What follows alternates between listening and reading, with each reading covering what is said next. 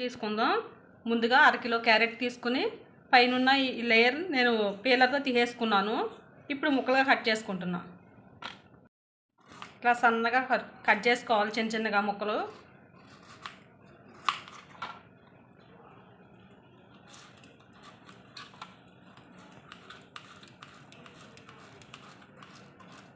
మొత్తం చిన్నగా ముక్కలుగా కట్ చేసుకుందాం.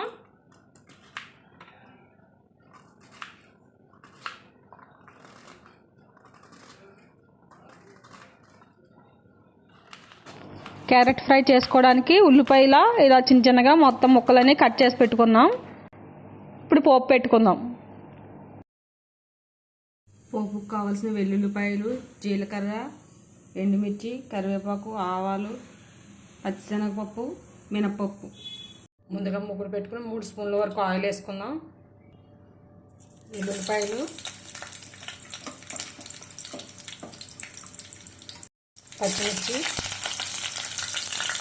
1 స్పూన్ ఆవాలు, పచ్చిశనగపప్పు, మినపప్పు, కొంచెం జీలకర్ర,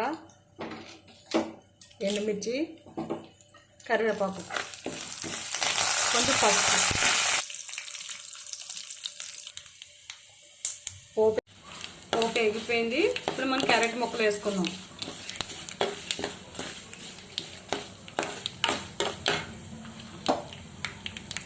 ముందుగా కట్ చేసుకున్న క్యారెట్ ముక్కలు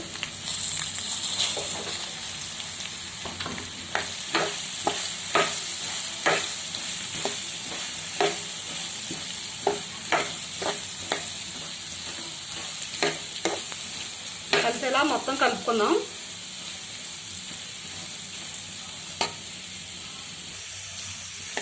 మొత్తం కలుపుకొని ఒకసారి మూత పెట్టుకుని 5 మినిట్స్ ఉడికించుకుందాం, ఫ్రై చేసుకుందాం. మొత్తం వేసుకున్న తర్వాత 5 మినిట్స్ ఫ్రై చేసుకుందాం మూత పెట్టి.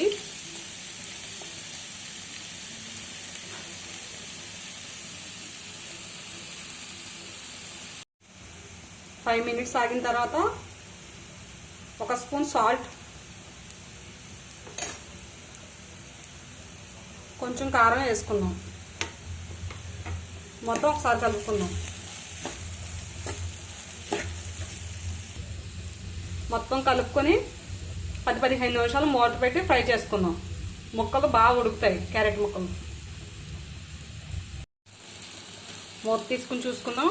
ఇంకా 5 మినిట్స్ ఆగి స్టవ్ ఆఫ్ వేసుకుందాం. ఫ్రై రెడీ అయిపోయింది.